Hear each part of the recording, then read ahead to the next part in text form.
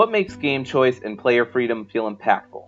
While there are some games like The Last of Us Part 2 that, for some players, rob them of any choice available, there are others that are much more narrative-focused and centered around the player.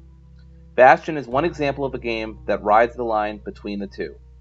Bastion is a 2011 isometric action RPG game that spans multiple platforms, including the PS4, although I played it on the PC.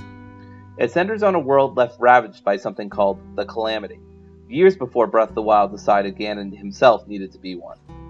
You play as the Kid, a silent protagonist who is helping a man named Rux restore the Bastion. The Bastion itself is an area where the inhabitants of Caelondia, a once beautiful city, were supposed to go if anything went wrong. The end of the world seems high up on that list, and that's exactly how the story plays out. Bastion trails the Kid as he fights all kinds of monsters, as well as survivors from other lands, right up until its climax. The game hits you with a 1-2 punch, a choice. You can save someone who betrayed you earlier in the game when they abandoned the Bastion and attempted to destroy it. After this choice is made, you can either undo the Calamity itself, or go far away with the friends you've made. It's a bittersweet choice to say the least, and one I spent some thinking on. These choices came as a shock to me, in a game where I had, generally speaking, no say over the narrative and my own actions. I was suddenly given the keys to City Hall, as it were. All of the power I never thought I'd have was suddenly given to me.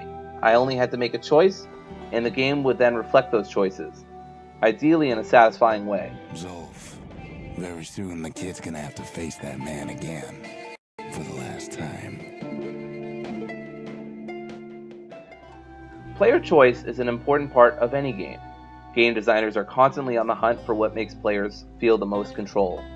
There's an oft-quoted line from Sid Meier's that states, "Video games are an interesting series of choices." That's largely true.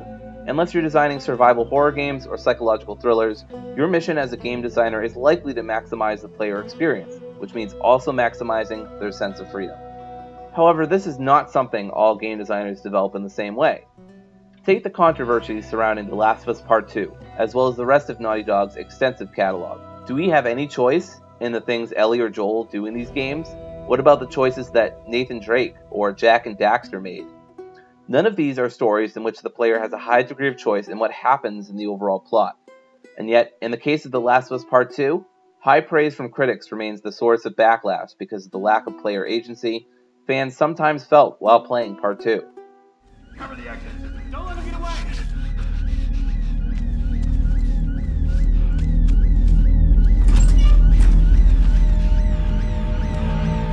The strength of games like Last of Us or Uncharted is that developers at Naughty Dog don't even pretend you have any choice on the overall plot of the game. So when your favorite character dies, you can't blame yourself, and you can't blame them for crafting a, quote, linear story.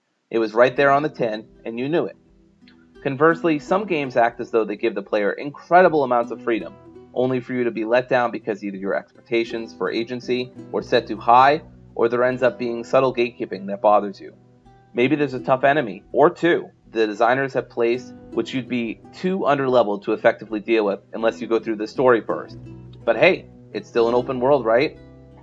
Counterintuitive as it may seem, being able to make narrative choices in a game is not the same thing as having player freedom.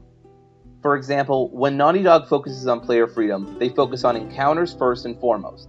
How will you deal with this group of pseudo-soldiers from the Washington Liberation Front? Will you go in silent or loud? Will you mix up tactics? The sense of freedom and exploration comes from these moment-to-moment choices, not the cutscenes. The level design adds to this, giving you plenty of high ground, low ground, and face-to-face combat that mixes up your perspective on the fight. One minute, you're prone in the grass sniping someone with your bow and arrow. The next, you're in the middle of a fist fight with a soldier. And to finish off, you're picking stragglers from the roof of a truck. This is where Naughty Dog chooses to grant the player freedom, with gameplay rather than final say over the story. This has led to some, unfairly, labeling Naughty Dog games as interactive movies, because of how little you affect the overall plot.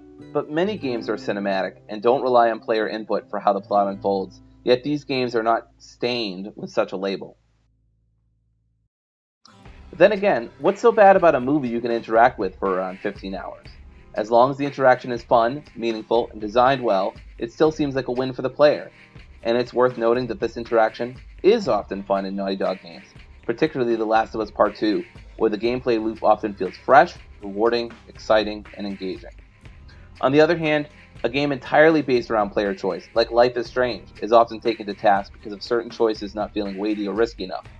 Getting into that territory of player freedom often comes with accusations of not being video gamey enough. It's a tough thing to balance, no matter what path you choose. So where does Bastion fit into all this? Well, Bastion is a short action RPG that takes less than 10 hours to finish, with minimalistic dialogue and cutscenes. You would be hard-pressed to call this game an interactive movie. But at the same time, the end decisions that you make in this game, which are big, purposeful, and feel heavy, are suddenly up to you. Suddenly, even though it's been a small cast of characters this entire time, the narrative influence from the player seems heavy and appropriate because of smart writing and narration. Where Bastion falters, if I could lob one small criticism, is in failing to deliver the necessary impact from one of its endings, the choice to save your betrayer. But imagine if The Last of Us Part 1 had employed such a tactic. The ending of that game is already heralded as eminently impactful. Now imagine if you had some kind of choice over its conclusion. It's a tantalizing possibility to be sure, but it also misses the point. Naughty Dog games aren't about narrative choice. They're about the expression of play within brutal encounters that make those cutscenes feel all the more savored. They're about giving the player an abundance of tools while also drip-feeding them resources throughout a campaign that makes them scurry around every drawer, cabinet, and door that they need to break a window to get into. Maybe Bastion has the right D in its measured approach, but it's also good we still have games like Life is Strange and The Last of Us Part 2 in the world as well, that offer the opportunity to tell your own story or just go along for the ride. As the player, you get to choose which stories you participate in.